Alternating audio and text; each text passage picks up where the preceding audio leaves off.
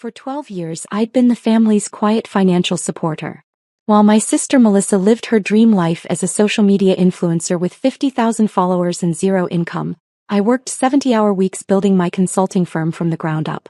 Every family emergency, every unexpected expense, every temporary financial crisis somehow became my responsibility to solve. The pattern was always the same.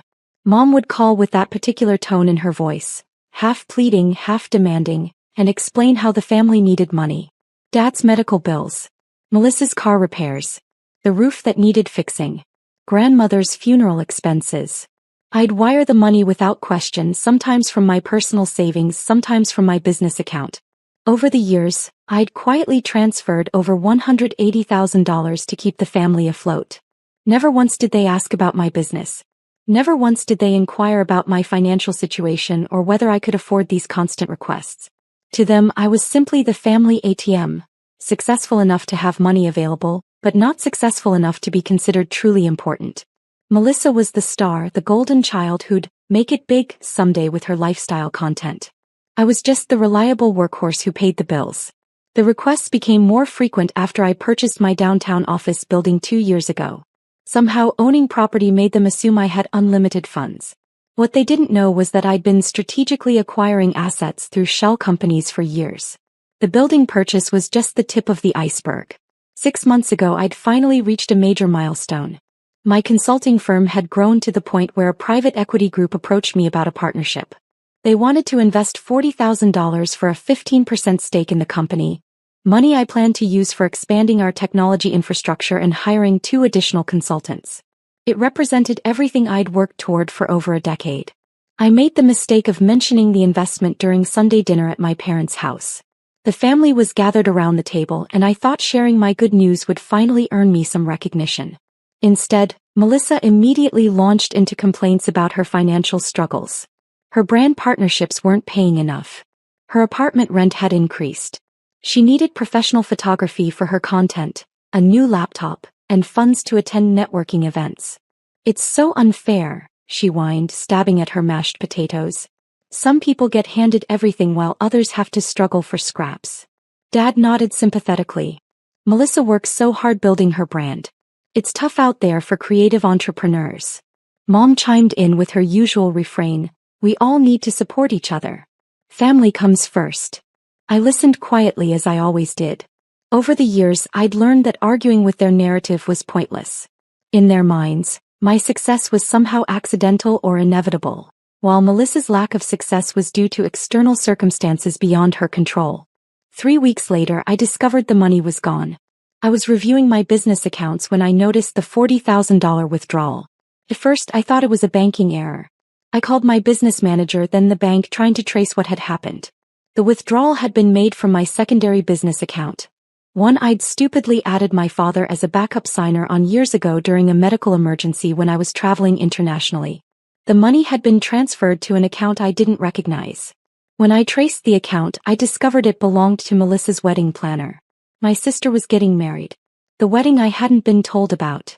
The wedding being funded with my business investment money. I sat in my office staring at the bank statements for an hour. $40,000. The money that was supposed to expand my company, hire employees, and take my business to the next level, was paying for flowers, catering, and a venue I'd never heard of.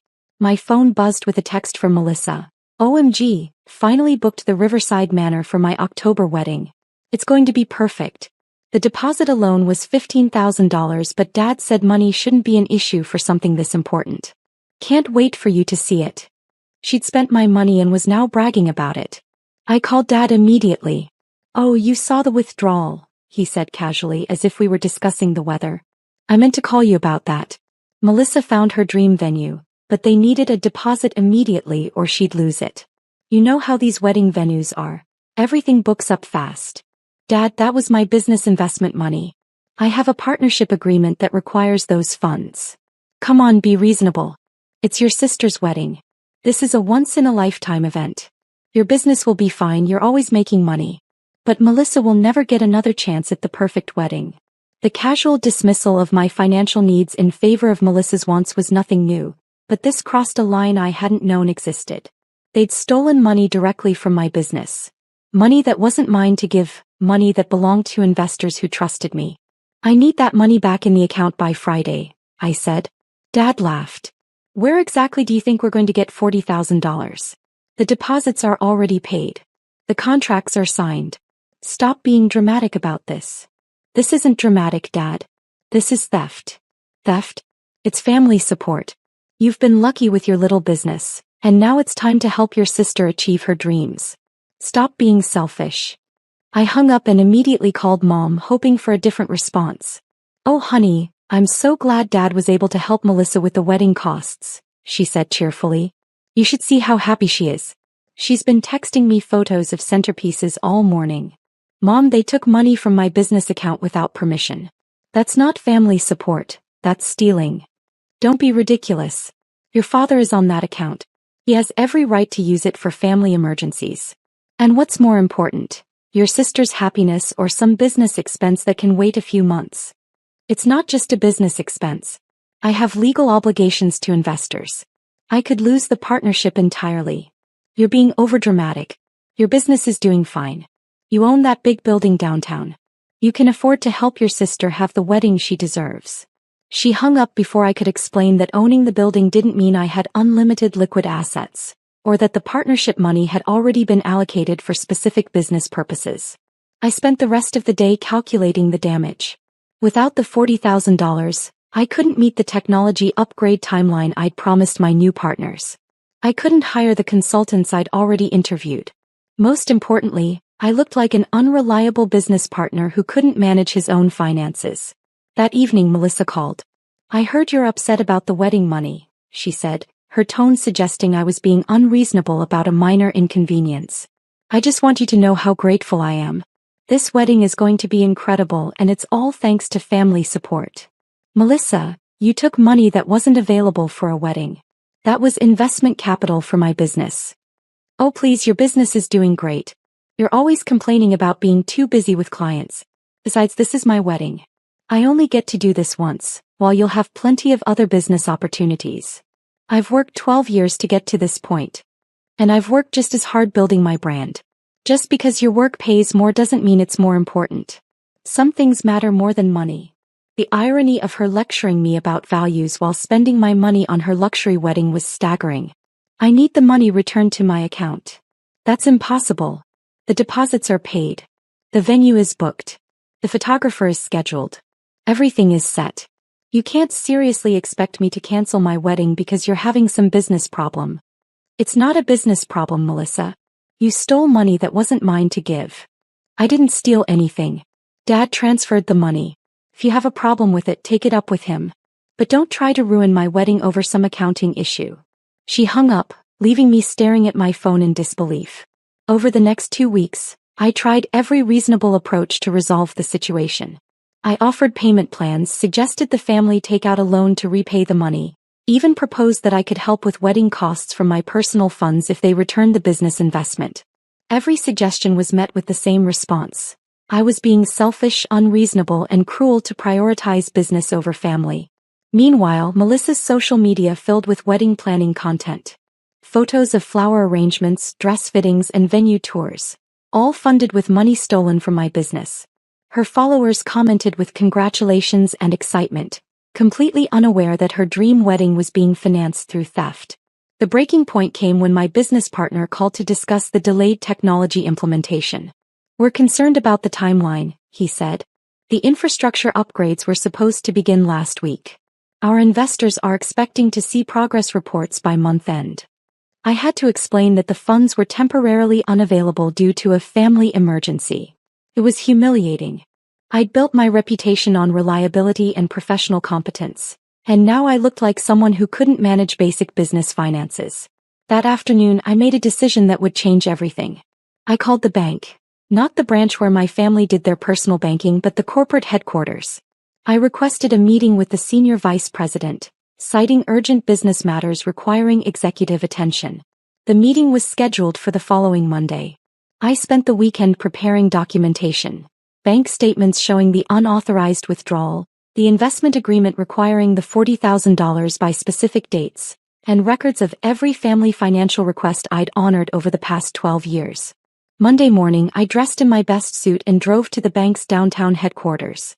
The senior vice president, Janet Morrison, greeted me in a glass-walled conference room overlooking the city.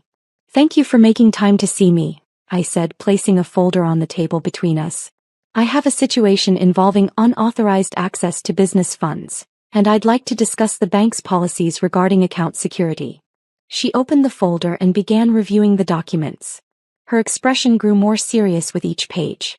"This appears to be a significant unauthorized withdrawal from your business account," she said. "Has this been reported to authorities?" "Not yet. The unauthorized signer is my father, and the beneficiary is my sister. I'm hoping to resolve this through internal channels before involving law enforcement." She nodded thoughtfully. "I see. And you're seeking the bank's assistance in recovering these funds?" "Actually," I said, reaching into my briefcase for a second folder, "I'm here in my capacity as the majority stakeholder of Morrison Financial Holdings." I placed the second folder on the table. Janet's eyes widened as she opened it and saw the corporate structure documents, stock certificates, and financial statements showing my controlling interest in the bank's parent company. Morrison Financial Holdings own not just the bank where my family kept their accounts, but also the mortgage company that held their home loan, the credit card company that issued their cards, and the investment firm that managed their retirement accounts. I acquired my majority position through a series of shell company purchases over the past 5 years, I explained calmly. The board isn't aware of my identity as the controlling shareholder. I've preferred to remain anonymous and allow professional management to run operations. Janet stared at the documents, then at me, clearly processing the implications. "So when you called about account security issues?" "I called as a customer seeking resolution for theft from my business account. But as the majority owner, I have additional options for addressing this situation." I leaned back in my chair, maintaining the same calm demeanor I'd shown during every family conversation about money. "I'd like to implement immediate account security measures for all Morrison Financial Holdings customers who have demonstrated unauthorized use of shared account access. This would include freezing accounts pending verification of transaction authority, reviewing all recent transfers for potential fraud, and requiring in-person verification for any future large withdrawals." Janet nodded slowly. "That's certainly within policy parameters for fraud prevention. I'd also like to review the loan and credit portfolio for customers whose accounts show irregular large expenditures that might indicate financial distress or inability to meet ongoing obligations." She understood immediately. "Of course. We have a fiduciary responsibility to ensure our customers aren't overextending themselves financially." "Perfect. Could we implement these security measures this afternoon?" "Absolutely. I'll have our security team begin the review process immediately." I stood and shook her hand. "Thank you for your time, Janet. I appreciate the bank's commitment to customer security and responsible lending practices." Walking back to my car, I felt a strange sense of calm. For 12 years, I'd enabled my family's financial irresponsibility by quietly covering their mistakes and absorbing their crises. Today that pattern ended. I drove back to my office and spent the afternoon working on client projects, the same focused productivity that had built my consulting firm from nothing into a multimillion-dollar enterprise. Around 3 p.m. my phone started ringing. The first call was from Dad. "What did you do?" he demanded without preamble. "I'm not sure what you mean." "Our bank accounts are frozen. All of them. Checking, savings, the credit cards. Everything. They say there's a security review for potential fraudulent activity." "That sounds serious. Have you done anything that might trigger fraud detection?" "Of course not. This is obviously about the wedding money. You called the bank and reported us for theft." "I reported unauthorized use of my business account, which is what happened." "It wasn't unauthorized. I'm on that account." "You're on that account for emergencies when I'm traveling internationally, not to fund weddings." "This is ridiculous. You're destroying the family over money." "I'm protecting my business from theft. The bank is protecting its customers from potential fraud." These seem like reasonable responses to the situation. Dad hung up, but the phone rang again within minutes. This time it was Mom. "Please tell me you're not really doing this to us," she said, her voice shaking. "The bank froze everything. They want documentation for every large transaction from the past 6 months. They're reviewing our mortgage for irregularities." "Mom, banks have security protocols. If there's been unusual account activity, they're required to investigate. You know this isn't about security. This is revenge because we helped Melissa with her wedding. This is about $40,000 being stolen from my business account. The bank is treating it as the financial crime it actually is. We're family. You can't treat family like criminals. Family doesn't steal money from each other's businesses. He hung up crying. The third call came an hour later. Melissa, you're insane, she screamed into the phone. You're absolutely insane. The wedding venue called. Our deposit check bounced. The photographer canceled. The caterer wants cash up front. You're destroying my wedding. Your wedding was being funded with stolen money, Melissa. It wasn't stolen. Dad moved money between family accounts. From my business account to pay for your personal wedding expenses. That's the definition of theft. I'm going to the police. I'm reporting you for harassment and financial abuse. Please do. I'd love to see you explain to police how I'm abusing you by reporting the theft of my own money. She hung up screaming obscenities. By Wednesday the calls had stopped. I later learned that all three of them had spent Tuesday at the bank, trying to resolve the account freezes. They'd been required to provide documentation for every large transaction from the past year, explain the source of funds for the wedding deposits, and demonstrate their ability to meet existing loan obligations without the irregular transfers from my accounts. The mortgage review had revealed that they'd been using my periodic gifts to meet their monthly payment obligations for over 2 years. Without those transfers, their debt-to-income ratio exceeded the bank's lending standards. They were required to either provide proof of adequate income or begin immediate proceedings to sell the house. The credit card review showed similar patterns. Multiple large purchases followed by minimum payments, then sudden large transfers from my accounts to pay down the balances. Without my financial support, they were carrying debt they couldn't service.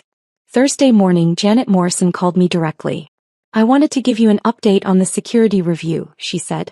We've identified substantial irregularities in the affected accounts. The customers will need to demonstrate legitimate income sources for all recent large transactions and provide collateral for existing loans that are now considered high risk. What does that mean practically? They'll need to either pay down their outstanding balances to acceptable levels or provide additional collateral. Given the pattern of dependency on external transfers, we can't consider those transfers reliable income for underwriting purposes. I see. And the business account situation. We've recovered approximately $15,000 of the unauthorized transfer. The remaining $25,000 was spent on non-refundable deposits that appear to constitute a total loss. I thanked her and hung up. $25,000. Gone forever, spent on a wedding that would never happen. The irony wasn't lost on me. Friday afternoon, I was working late when my office security called to announce visitors. Dad and Mom were in the lobby requesting a meeting. I had them escorted to the conference room. They looked exhausted. Dad's face was gray and Mom had clearly been crying. They sat across from me at the polished table where I normally met with clients and investors. We need to talk, Dad said quietly. I'm listening. The bank is foreclosing on the house. They want the full mortgage balance within 30 days or we have to sell. I nodded but said nothing. Our credit cards are canceled. The bank says we've been living beyond our means and they can't extend additional credit. And I waited. Melissa's wedding is canceled. Everything. The venue, the photographer, the caterer. She's devastated. I'm sorry to hear that. Dad leaned forward. You have to know we never meant for this to happen. We thought you had plenty of money. The building, the business, all those client payments. We didn't realize taking the $40,000 would cause such problems. Dad, you've taken over $180,000 from me in the past 12 years. $40,000 wasn't the problem, it was the final problem.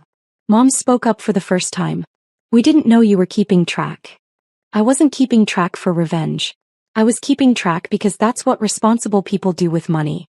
Every dollar that left my accounts was money I couldn't use for business growth, investment opportunities, or my own financial security. We thought you were just successful, Dad said helplessly. We thought you had more than enough. I am successful. Because I work 70-hour weeks, because I make careful financial decisions, and because I don't spend money I don't have on things I don't need.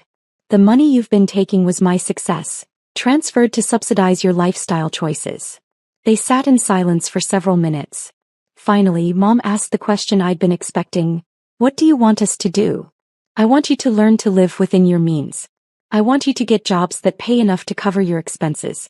I want you to stop assuming that family means unlimited access to other people's money. But what about the house? What about our retirement? What about Melissa's future? Those are your responsibilities to figure out.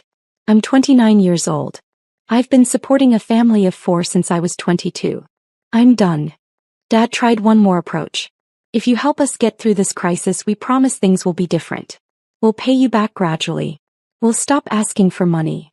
You've promised that before. After the roof repair. After grandmother's funeral. After Melissa's car accident. Every crisis ends with promises that are forgotten as soon as the next crisis begins. I stood up, signaling the meeting was over. I love you both. I hope you find a way to build sustainable lives. But I won't be part of the solution anymore. They left without another word. 6 months later, I received a wedding invitation in the mail.